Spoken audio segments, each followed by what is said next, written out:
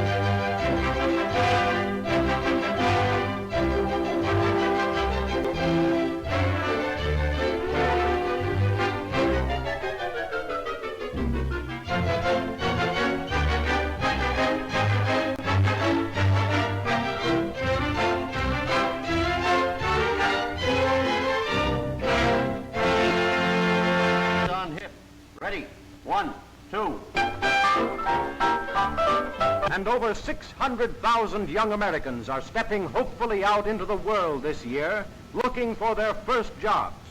The same number faced a similar problem last year. An equal number will face it next year.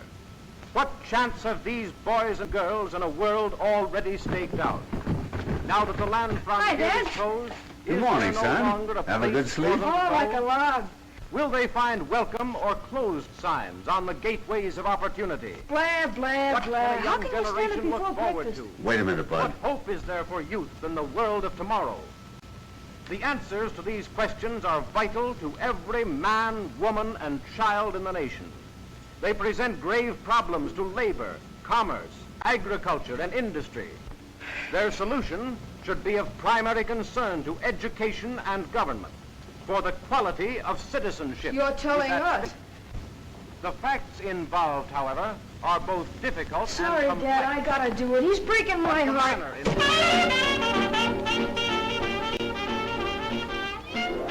I should think you'd be interested in hearing about opportunities for young people. What opportunities? Say, do you know the motto of the last graduating class? Something lofty, no doubt. Yeah. WPA, here we come. That's super lofty. Well, I guess times change. I remember when I was your age, Sure, I know. You were working for a hardware jobber, and you kept right on till you saved enough to open your own store. Yes. And I don't see... Because times changed, like you said. We got all the hardware stores we need. And all the grocery stores, all the doctors, all the lawyers, all the gas stations, all the everything. But it don't stand to reason that a country with our record could all at once lack openings for young fellas. No, you just try and get a job. Maybe it is difficult, but it's worse to be a quitter. Now, you've got years of school ahead of you. Yet you let your friends talk you into believing you're licked already. Well, they know what they're about. Now listen, son. I wasn't going to tell you this, but you're the reason we came here all the way from Indiana. You've heard all the talkers. Now I'm going to show you the doers. That's why I brought you and your mother to the fair. Holy smoke, the fair! I forgot where we were. Hey, Grandma! A couple of guys are starving out here. How's the job coming? Hold your horses, Bud. We'll be ready in a minute. He sure do think a lot about his stomach. You probably had a good appetite yourself at his age, Elvira. Lord, Miss Harrison, if appetites was houses, I'd almost all holler right now. How's the table, Jane? Is it set? All set, Mother. Come on, everybody. Breakfast is ready. That's the best news I heard since I got here. Hi, Mom. Boy, am I hungry. I don't know which I've been looking forward to the most, the fair or your cooking, Mother. Don't pay any attention to him, Grandma. He says that to all the cooks. Well, you can't make a cook mad by liking her cooking. That's a good thing for a young man to remember. I'll say it is. That's how Dad got his corporation. Hey, that's not a corporation. That's private ownership. A man's entitled to a stomach at his age. Anyway, it's nice to have my family with me again. Even if it took a World's Fair to get you here. Well, we thought you had your hands full with just one member of the family. Nonsense. Barbara's been a lifesaver. Really, she has. I'd have been pretty lonely here without her. How is she getting along with that art business she's studying? I don't know, Tom. It's over my head. I gave up when she told me pictures on calendars weren't art. Wonder what in the world's keeping her. Babs, your breakfast is ready. We're waiting for you. Well, we may be waiting, but I don't think it's noticeable. Morning, Dad. Good morning, Babs. Morning, Mother. Morning. Morning, Grandma. Morning, dear. And that's for a fresh little brother. That's a fine way to treat a guy that's come all the way from Indiana to see you. The fair, of course, had nothing to do with it.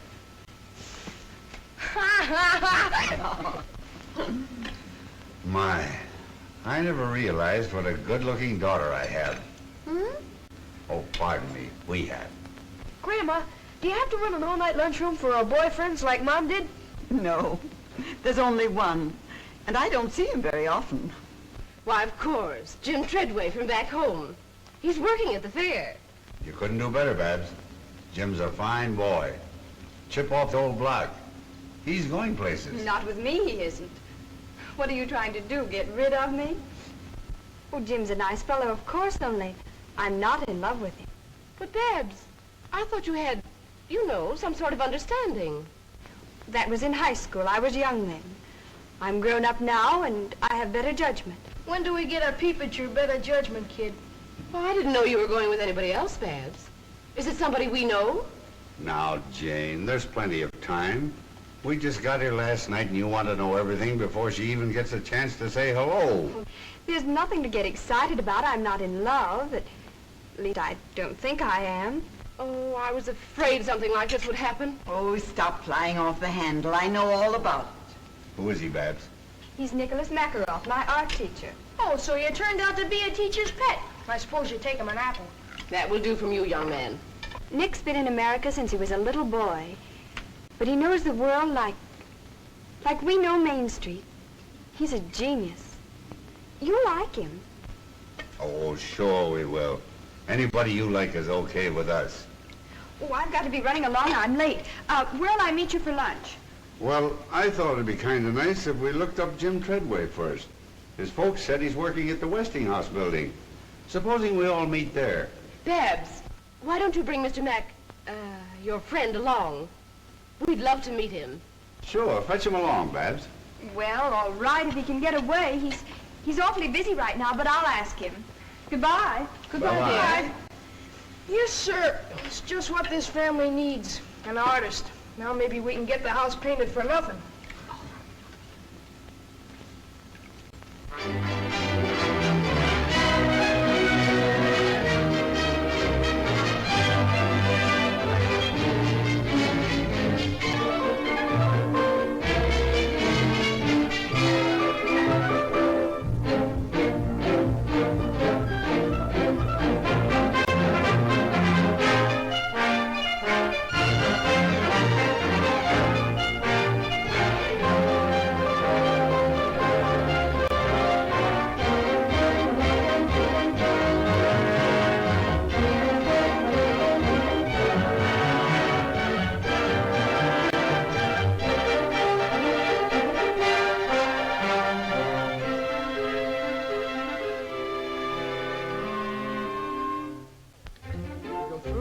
Vivarium to the playground of science. Hiya, Jim, how's the boy? Hello, Bud! The same old Bud. That's a new one, isn't it? Yeah, isn't it a beaut? Hello, Jim. Hello, Mrs. Harrison. How are you, Mrs. Middleton? Oh, Jim, it's so good to see you. You're looking fine. It's good to see you again. Hello, Mr. Middleton. How are you? Put her there, Jim. You're certainly a sight for sore eyes. It's sure grand to see somebody from the old hometown. When'd you get in? Just last night. Your father and mother saw us off. They said if we didn't look you up the first thing, they'd never speak to us again. Say, Jim, just what do you do around here? Are you a boss or something? Well, not exactly, Bud. I'm sort of backstop for the guides. When they can't answer a question, I take a crack at it. If I don't know it, I look it up. which is often. Gee, I didn't know you were that smart. I'm not, Bud.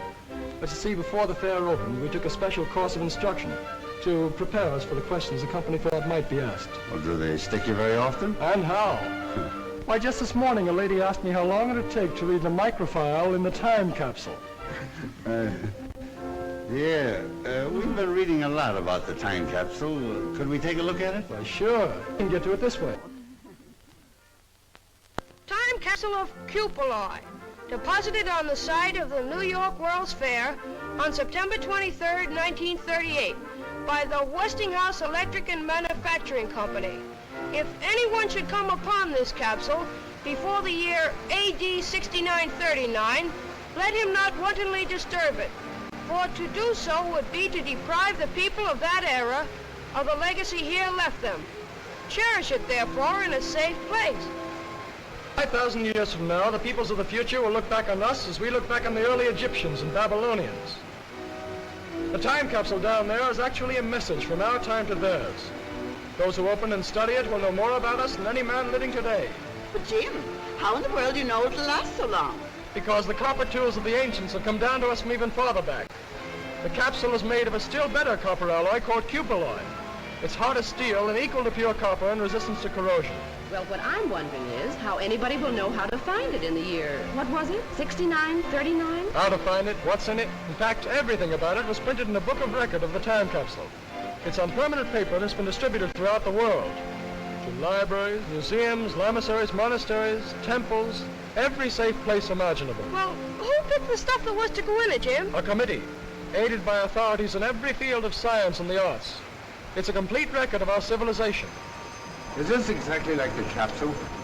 Yes, and it's cut away so you can see how it's packed. These side cases show you the variety of things in them. Look, there's a woman's man. The ladies have to reveal a lot about us to future scientists. They sure will. They'll think we're nuts.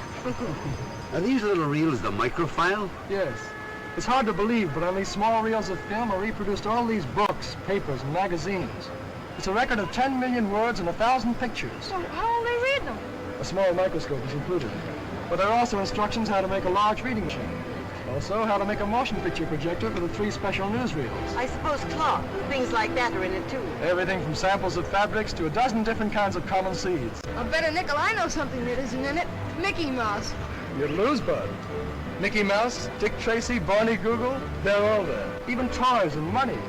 Why, the list of contents alone takes up 17 pages of fine print. Boy, they weren't fooling when they made that capsule, were they? It's the brains of the world done up in a small package. And it's the most permanent exhibit at the fair. It'll still be here when the rest of this place is nothing but dust. That's remarkable. Have you got time to show some of the other sites, Jim? All you can use. You men go along. Jane wants to write some postcards home. We'll look around and meet you later. Well, that's the writing room over there, the glass enclosed room. Perhaps you'd like to enter our letter writing contest. Letter writing contest? What's that, Jim? Well, both the folks who write and receive the best letters home from the fair each week are awarded cash prizes. The winners are announced every Sunday evening during our Letters Home radio program. Say, see if you can get me the dope on that contest while you're over there. I might just as well have some of that cash as the next guy. Pretty sure of yourself, aren't you, Bud? Well, they can't shoot you for trying. Well, looks like the shop of old Watch the Birdie Schultz. Remember him, Jim? 6 deluxe portraits for $1. You'd better take another look. He never had a camera like that one. That's a television camera. Holy smokes, does it work? Of course. You go down there, Mr. Middleton. You can see and hear Bud on a whole row of television receivers. You better be good.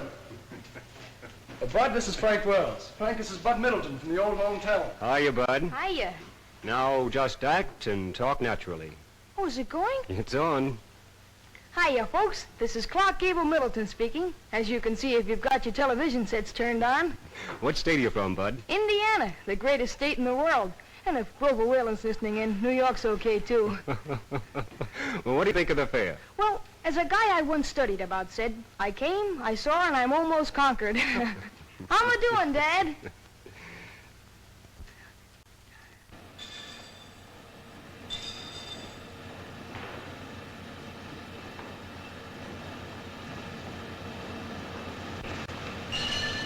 We call this the playground of science. But it really covers a lot of our normal research activities. Most of the exhibits are made so the visitors can operate them. built-in watchman. What's it do? The bimetal discs like these are used for the control of current in our electric irons, refrigerators, and other home devices. They save you money by shutting off the current as soon as the right temperature has been reached. Well, that's a new one on me. They're used by the millions. Only they're hidden in the appliances where you can't see them. Oh, what's that? Well, that's the planticizer.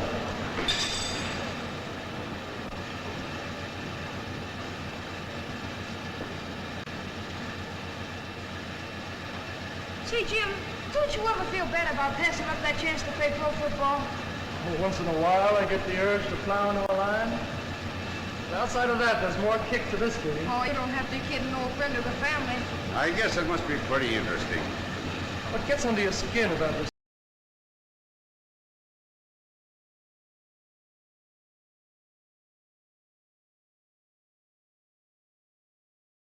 Around you. Why, the whole fair is a product of research. Uh-huh.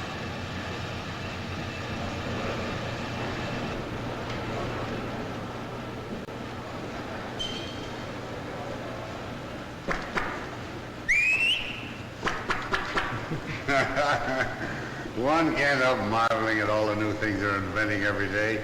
A company can't stand still under the American system of private enterprise. It has two ways to go, back or forward. If it can make better products than the other fellow, it moves ahead. If it can't, the other fellow gets a business. But in either case, the public benefits. You mean in better goods? Yes. That's where fellows like me come in. In our research labs, we have four main jobs. We must constantly improve our existing products. So more people will be enabled to buy them. We must try to lower their cost by cutting waste of effort and material. Then we must anticipate the demand for new products before people realize they need them. Well, that's only 3 jobs, Jim. I kept count. The last is industrial prospecting.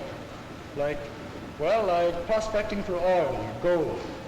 Sometimes we hit gushers, like radio, mechanical refrigeration, or air conditioning. Then 100 new industries spring up and thousands of new jobs are created. And another boost is given to our standard of living. Just remember that, Bud. Well, here's something else that might interest you, Bud. Here's the oscilloscope. Talk or blow or whatever you did before into the mic, and you'll see your voice projected on the screen.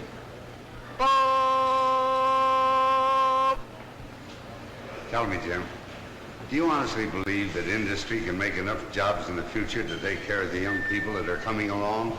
I think the problem is going to be the other way around. Industry will make so many jobs there won't be enough people to fill them. So you don't believe me, do you? Well, you sound like you're in cahoots with Dad. From all I've You're heard... liable to hear anything these days. You're willing to sit back and let enough self-appointed leaders do your thinking for you. Yeah, well, they believe we're on the skid. Yes, and the men who built this fair believe the opposite.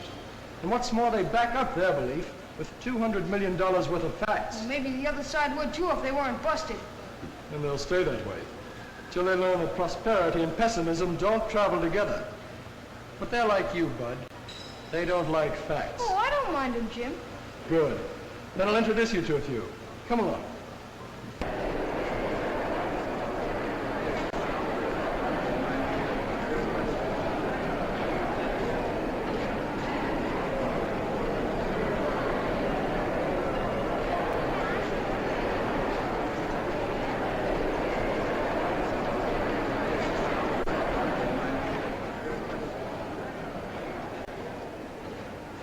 Isn't it wonderful, Nick? Beautiful. I guess we're a little early. What do you want to do? Anything but inspect this temple of capitalism? Oh, Nick. Look at them. Their eyes popping out of their heads, drooling over the very things that are taking away their jobs. Now, Nick, don't get all excited. My family think that America is a pretty swell place, and I don't want you to disillusion them. I know. I'm here to be exhibited. Mute but beautiful. Don't say that, please. I want them to like you, to know you as I do. Did you tell them we're in love? That I want to marry you? That I've asked you 100 times? Of course I haven't, Nick. It isn't like telling them that I've got a new hat. I have to do it gradually, the right time and the right place. But why all the strategy? We don't have to maneuver like a battery of tanks. We're not at war with your parents. This is between you and me. It isn't as simple as all that, Nick. Listen to me, Babs. If there's one thing in our lives that doesn't concern other people, it's our marriage. We can slip away after lunch, and by dinner time, you can be Mrs. Meckerle. Not so fast, Nick. Give me a chance to find out whether I really love you or not. Then if I do, all right. I want my family's blessings beforehand, not when they can't help themselves. Afraid of being cut off with the proverbial shilling, darling? No. Money doesn't count where love is concerned. No, of course not. Here are some people who believe in finding out things for themselves. These boys and girls are all members of the Science and Engineering Clubs. They're sponsored by the American Institute of the City of New York to encourage the scientific knowledge of young people. The movement's spreading over the whole country. Now, this is the kind of a thing that appeals to me. Do these same kids stay here during the whole fair, Jim? No, there's constant rotation. Each group stays here only a short time. Altogether, about 1,000 of them get a chance to use the lab. You know, Jim, the children seem to think that I'm an old fogey. But I just can't help believing that our welfare is rooted in character, not in panaceas. To me, systems don't seem to count half so much as the right kind of men and women, like these kids are going to be. You can get my vote on that any day. No system can make up for bad citizenship. No, sir. Well, I think I'll go find Mother and Jane. I'll see you at lunch. All right, Mr. Middleton. I'd like to show Bud a few more things. He's a pretty hard fellow to convince. Yeah, but I think he's weakening. So long, Dad. By the way, Bud, how's Babs? Okay. Is she going to be here today? I heard her say she was coming out here for lunch, but you never can tell about women. Desperate work, hitting those dishes with everything she has. She's consistently diving in the bottom of the dark and greasy water to search for knives and forks. Dishwater splashing around terrific rate all over Mrs. Drudge. That rubber apron isn't much help now. She's splashing so hard it's getting all over me, and it's a little dangerous to attempt to give a blow-by-blow account of what's going on in that dishpan. There's a lot of action over here. She's mopping up with a towel to get the water some dishes she dried a few minutes ago. That water in the pan is an awful messy-looking sight, folks. I wish you could see it. Incidentally, in the entire operation, the dishwasher will use a total of only 15 quarts of water, which is a lot less than Mrs. Drudge's use. And now over here, Mrs. Drudge washes dishes just like Tom. That water's not coming out, and Nonsense. remember, folks, Takes him an hour to wash a so hot, plate. the heated dishes Then he will usually dry themselves drops when that it. door's open. I mean, he gets It looks more bad. water on the floor than on the dishes. That's why I never let him help me anymore. Yep, Mrs. Drudge, come on. Now, I know he's That smarter water's than coming out you very are. fast, Mrs. Drudge, come on, please. Hurry, Mrs. Drudge, before it's too late. That water's coming out very fast. Too late. There's the last drop of water, folks. The contest is over in exactly 7 minutes and 58 seconds. In that time, Mrs. Modern has washed 50 dishes and 40 pieces of silverware. Well, it's all over, Mrs. Drudge. You may as well rest now. As I said before, ladies and gentlemen, this contest is going to be scored on 3 counts. First, the time it takes to do the dishes. Unquestionably, Mrs. Modern wins on that score. Second, the cleanliness of the dishes. They are clean, they are dry, and sparkling. They do honor to any woman's table, so Mrs. Modern wins point number 2. Her dishes are certainly cleaner. And now, point number 3. The condition of the contestants. Mrs. Modern looks as fresh and neat as when she stepped into the ring, while Mrs. Drudge, well, I'll have to leave that to you. And so, ladies and gentlemen, I give you the winner, Mrs. Modern.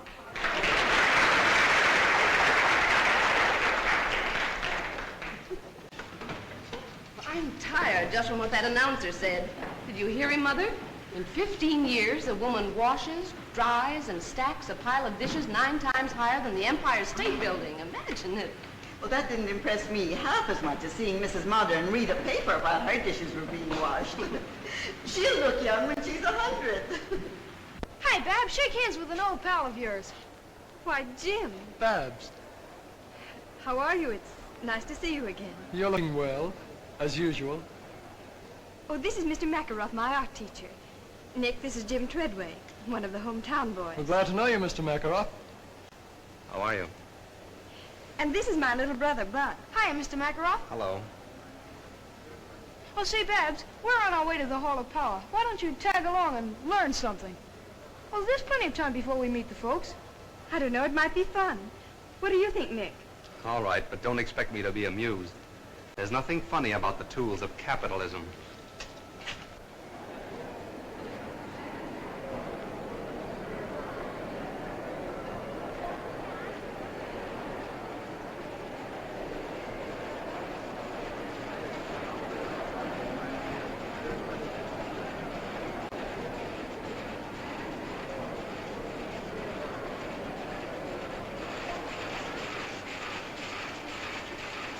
Boy, look at that machine make ribbons. 7 at a time. Ain't it, honey?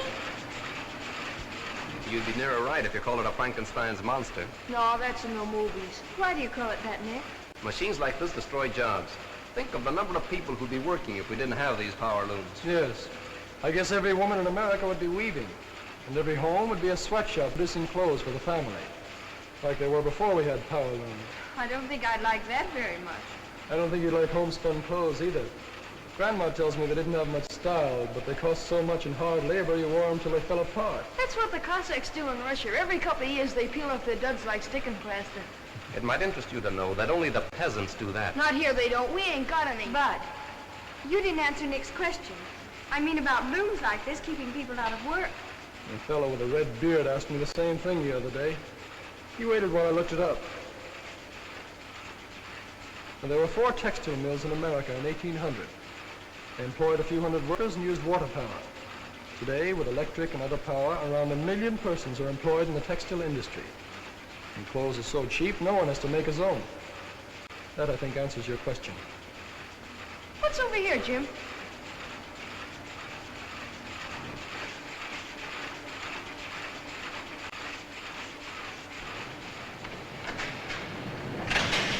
What is it, Jim? Look at that thing go around. It's a manipulator table, used in a steel blooming mill. You can control a billet with these switches. Watch out, it's going off. Oh. The photoelectric equipment keeps it on the table. I suppose you're going to tell us machines like this benefit labor. And how? Not many years ago, steel making was a dangerous occupation.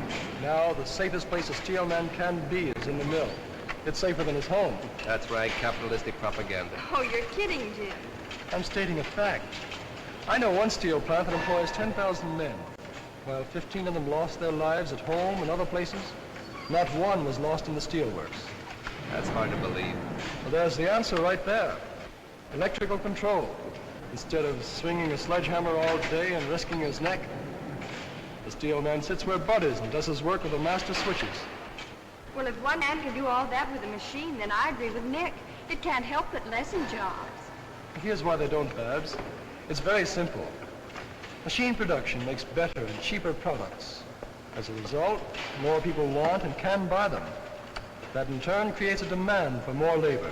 That's just one of those so-called economic laws that doesn't work in practice. It works in steel, printing, textiles, and automobiles. And they're the most mechanized industries in the country. Yes, but... Let's go see what's over here, Nick. All right. Now you can operate that yourself, Bud. Oh, thanks. Step on the dead man's pedal here. Keep it down always with the runner. Step. That's your brake. This is your gong. Does your company make any really large equipment, Mr. Treadway? Yes, they do. Some so big it has to be shipped piece by piece. For example, an electric furnace we made for a large motor company is 330 feet long. I thought so. Those are the kind of machines that displace men. Mass market industries don't modernize to save jobs, Mr. Makarov. Their aim is to increase production. That's how employment is created. The only way, in fact. General statements don't mean much to me, Mr. Treadway. All right, facts then. I know in 1 year these people spend $9 million for what you call labor-saving machinery. That same year, they increased their payroll by 40,000 men and $88 million. Funny how a guy with facts can break up an argument. I suppose you think that's funny. Oh, so you can't take it, huh? Don't you think we'd better look out for folks? It must be nearly time for lunch. Yes, I guess you're right. They'll probably be looking for us. Come on, Bill. Okay. Nick, please be careful during lunch. Dad looks on things the same way Jim does, and he might take you seriously. But I am serious. I know, but promise me that you won't start an argument. All right, if you say so. But I won't enjoy myself.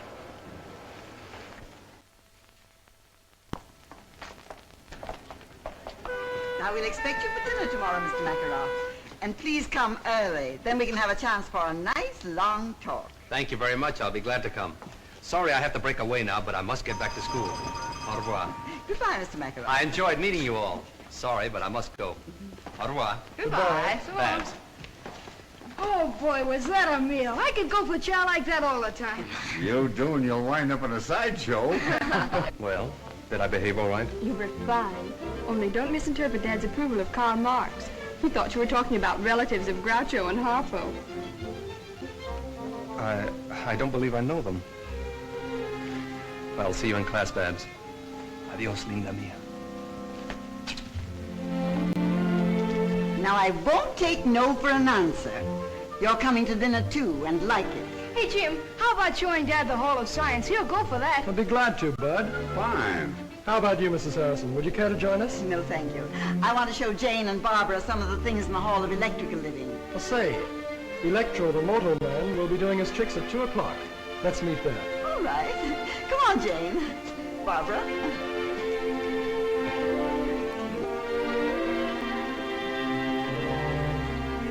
Well, This way.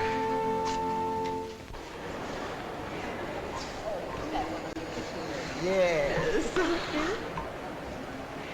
That's what I call smart. Making time the theme of the home exhibits. I don't get it. What's smart about it?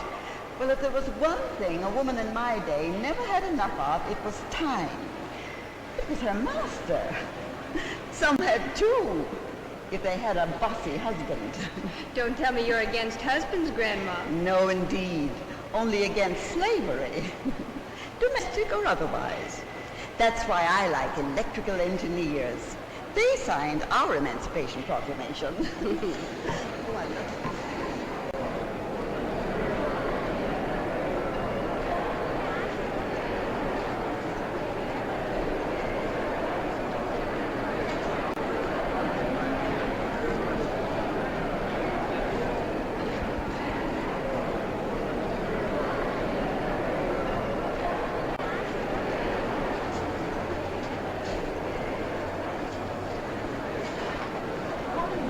Beautiful kitchen. Neat, isn't it? Neat? Nothing. It's a paradise. No one who hasn't cooked over a wood stove by the light of a kerosene lamp can really appreciate what it all means. The steps it would save. The good old days, eh, Grandma? Yes, and anybody who wants them can have my share. This is the new electric dishwasher. That's keen. Bud and Dad would sure go for it. They're the official dish dryers. Tom's going to get me a dishwasher like that for my birthday. It's the last thing he ever does. But, Mother, your birthday was last month. Well, I've just decided I'm going to have another.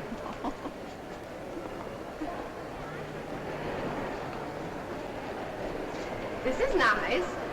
It's very modern. Masculine, too. Miss, is that a three-way floor lamp? Yes, madam. Step over You should show Nick these rooms, Barbara. It's a subtle way to set his feet in the right part. Well, what do you mean, Grandma? Well, even artists have to live, so there's no harm in showing them how you'd like to do it. Oh, that's old-fashioned. There are more important things today than homemaking. Maybe, but I don't know what they are. I always figured raising my family and keeping your grandfather well-fed and happy was pretty important. So did he. But Nick's different. He wouldn't care if you fed him sawdust. He just isn't interested in such things. We put away a mighty good lunch for a fellow who doesn't care. But he doesn't care, really. He's an idealist. You should hear him in class. He talks more about Aristotle than he does off.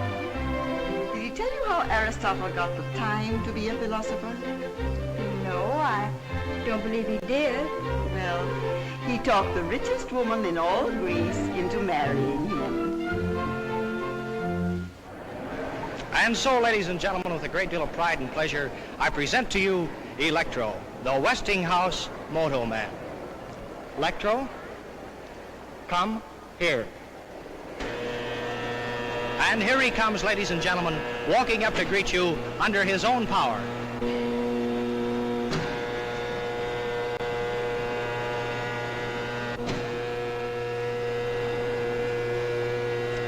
Stop.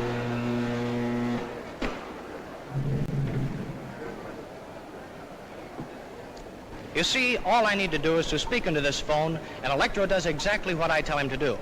Sometimes. But I don't see why I'm telling Electro's story when he's perfectly able to tell his own. So let's listen and see what Electro has to say to us today. All right, Electro, will you tell your story, please? Who? Me? Yes, you. Okay, Toots. Ladies and gentlemen, I'll be very glad to tell my story. I am a smart fellow, as I have a very fine brain of 48 electrical relays. It works just like a telephone switchboard.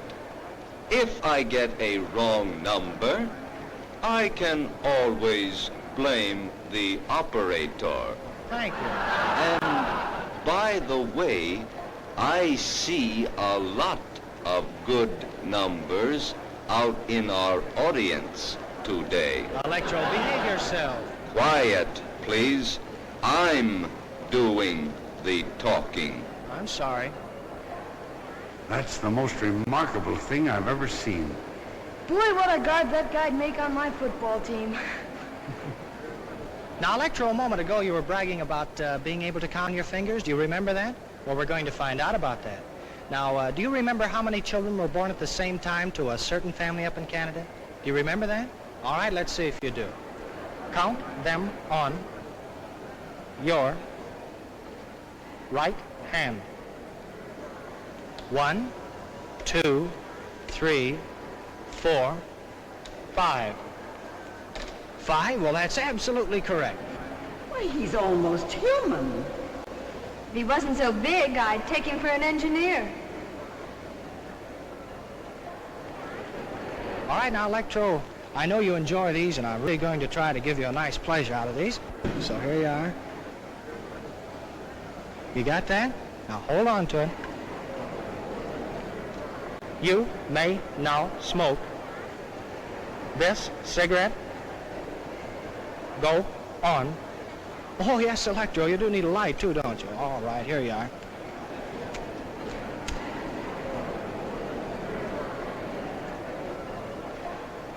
And, folks, he's only 2 years old, too.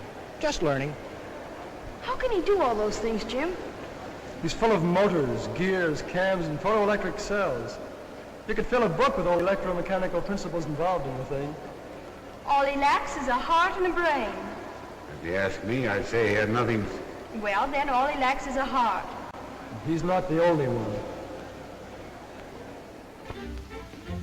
What's an 8-letter word for a gusty wind in Patagonia?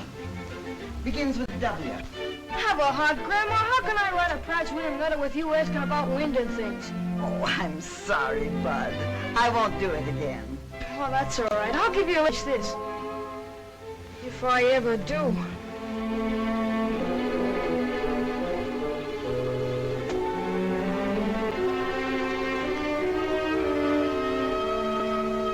Say, Jim, what would happen if all the things Westinghouse developed first just disappeared? Well, suddenly, I mean. Well, it's easy. There'd be no electrical industry. It'll put the world back 50 years.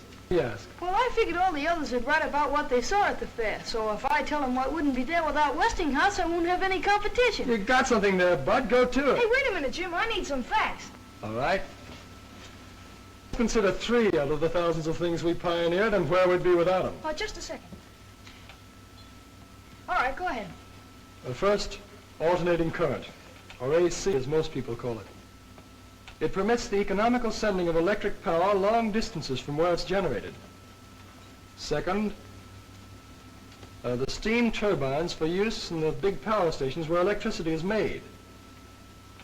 And third, radio broadcasting. The Westinghouse station KDKA at Pittsburgh was the first to broadcast programs on a regular schedule. Do you think those are enough? Well, we make over 8,000 other products you could mention. I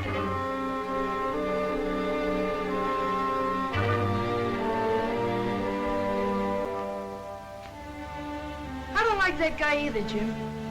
I didn't say I didn't like him. Well, you'd be surprised what a fellow like me finds out just keeping his eyes open. Jim, come over and talk to me. Sit down. How are you coming along? Well, I thought I was doing all right until Babs, well, turned from science. You're just like your father. He wasn't very smart where women were concerned either. It wasn't until he fell off the roof and broke his leg that your mother found out that she loved him. Do you think that'd help? I don't think it's necessary. Most women, you'll find, pick husbands who see the world pretty much as they do, who think as they do about religion, war, politics, yes, even communism. They do it unconsciously. It's bred into them from childhood.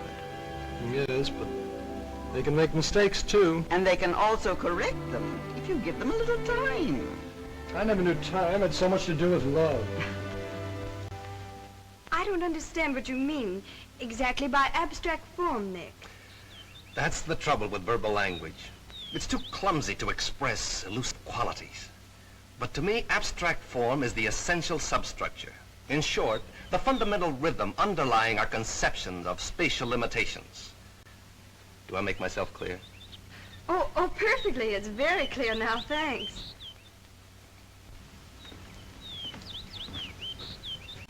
Say, this weather's almost as good as Indiana's. Don't get up. What do you got there, Mr. Makaroff? One of your paintings? Yes, it's a work that I'm rather fond of. A good piece of abstract painting, don't you think?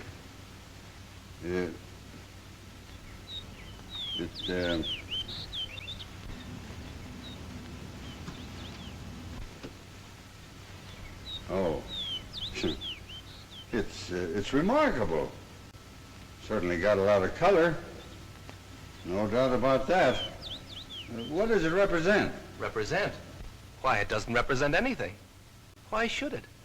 It's a picture, an independent entity. There's no reason to imitate something else. No, I suppose not. It's just that I'm sort of used to looking at pictures of people and objects, you know. Why? Why? Well, it's,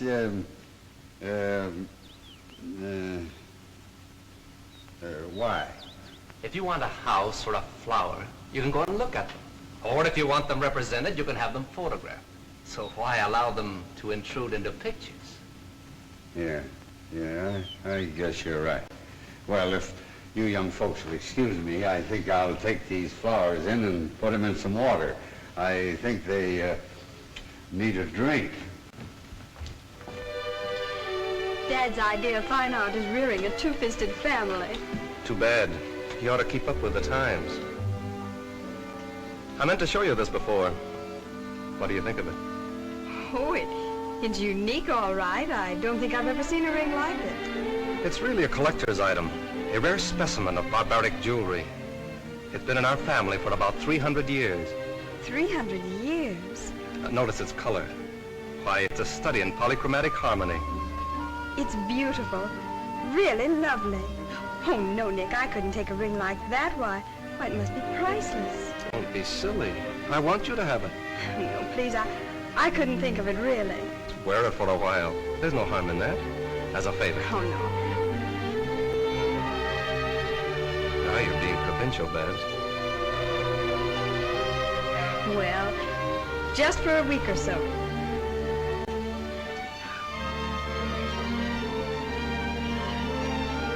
How does it look? Now that you're wearing it, I can tell you. This ring has been for over a dozen generations the official seal of betrothal in my family. Well, I think the others would like to see it. Mother! Dad!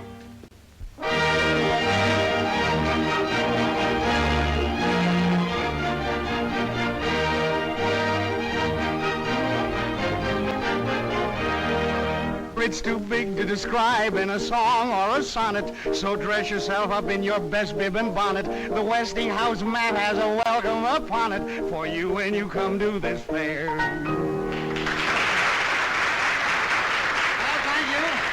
Thank you. And now, the fourth winner in our Letters Home contest, a very young man from Riverdale, Indiana. Dear old Indiana, garden spot of America, Mr. Bud Middleton. All right, this way, Bud, and congratulations.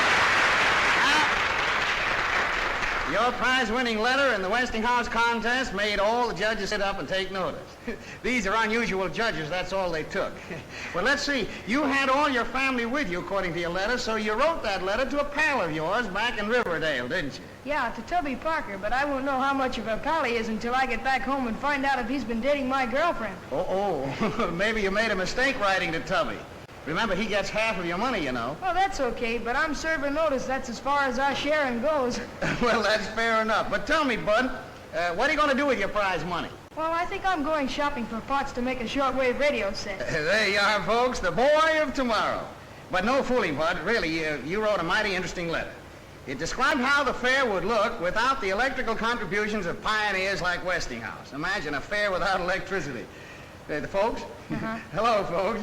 But I'm going to spare the details that you went into in your letter, and suppose you just sum up what you said. If it weren't for fellas like these Westinghouse engineers, what would this fair be like? Well, I don't think there'd be any fair. Well, that's fair enough, too, isn't it? And very much to the point. Thank you very much, Bud, for those kind words. But I believe our vice postmaster in charge of judges, our personable Miss Bennett, has the verdict ready as to the grand prize, our double award for the best letter of this week's crop. Am I right, Miss Bennett? Yes, I have it here, Mr. Perkins. And who, may I ask, is the lucky winner? The winner is Mr. Bud Middleton. Very good. Oh, boy, the jackpot! Electricity, here I come!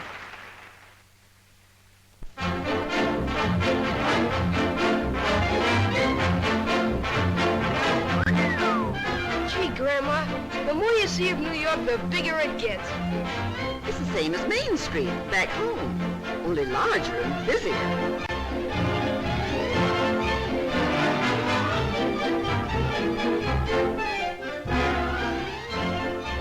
Well, maybe we can get what I need here.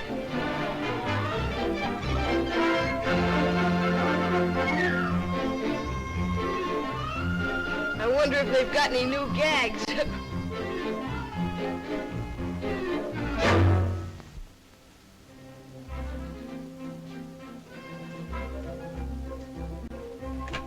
The spitting imager, I'll eat your hat without salt. We might be wrong. May I see the box of rings in the middle of the window? Why, certainly. You can search the city, but you won't find a nicer piece of costume jewelry. It'll seem all right, Grandma. That's a perfect copy of a ring in a Moscow museum. Is it very expensive? Well, I'll be very honest with you. It's worth more, but you can have that for $2. And at that price, I'm practically giving it away. I'll have a half a dozen, if you please.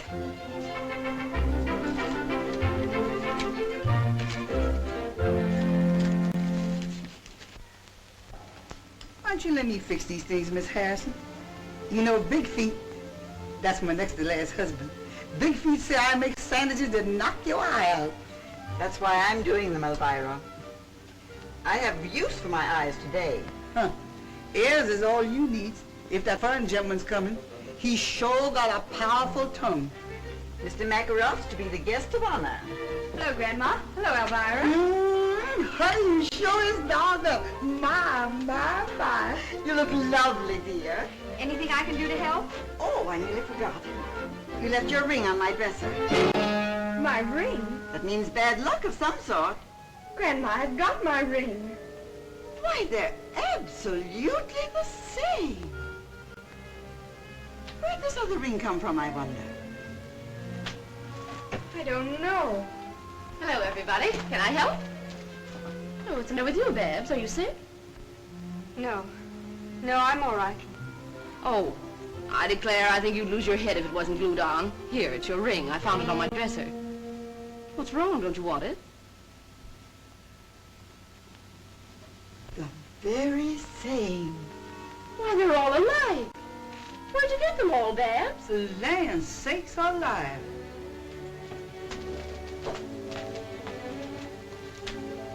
Do you know what this is all about, Mother? Me? How should I know, Jane?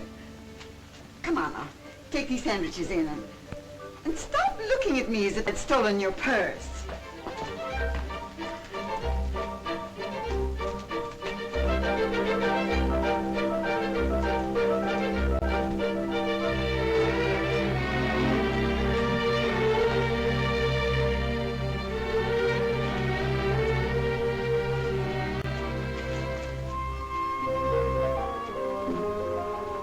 My face isn't used to this shaving twice a day. Why I should look pretty is beyond me. You won't even know I'm around. Where's my tobacco?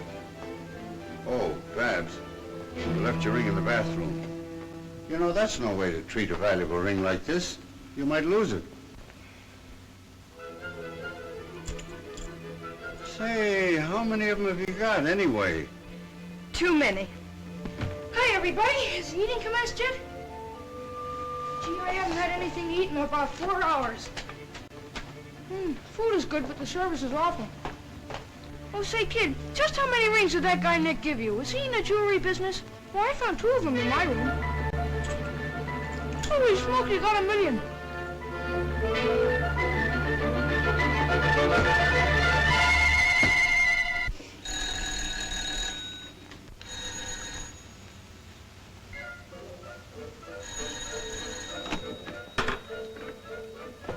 Good afternoon. Is Miss Barbara in? Yes, sir, Mr. Macko. There's all here. Come right in, sir. Just lay your head on the table there, sir, and follow me. Mr. Mackerel.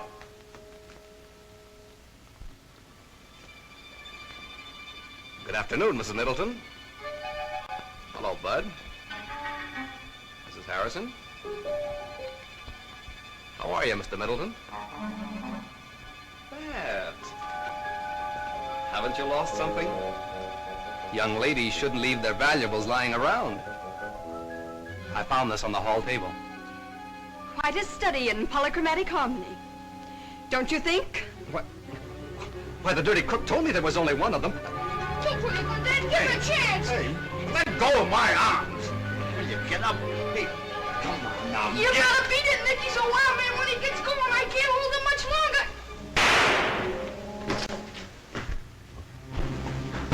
Land sakes alive, who all done busted what? I think you scared him, Dad. He didn't even wait for a chow. You want to be ashamed of yourself, Tom Middleton. What do you mean by carrying a gun? A gun? Why, I don't even own a gun. It is that practical joking son of yours. I'll have you know, Tom Middleton, he's just as much your son as mine. Well, now that the guest of honor has departed, what are we going to do? What are we gonna do? A whole table full of chow in front of us, and you ask what are we gonna do? Oh, I mean afterwards. Well, I know what Mother and I are going to do. We're going to take our shoes off and listen to the radio. Can't you listen to it with them on? We can sit around the house when we get old. Tonight, we're going to look for a silver lining.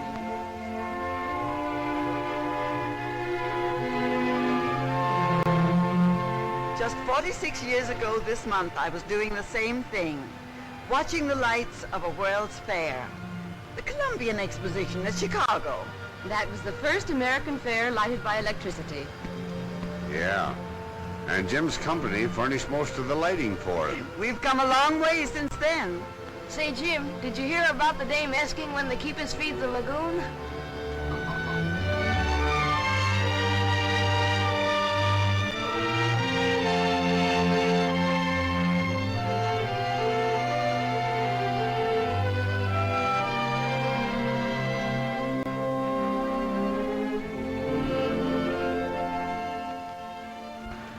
I can't help it, Babs. I've got to talk. Please, Jim, not now. Just let me hold on to you.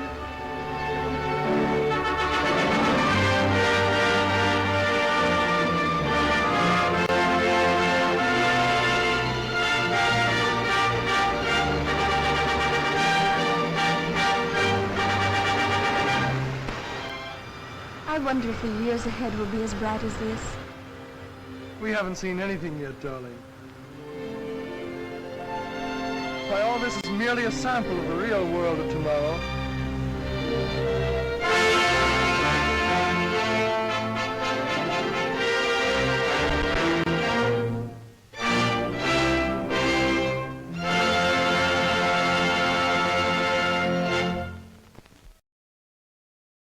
This has been a presentation of the Library of Congress. Visit us at loc.gov.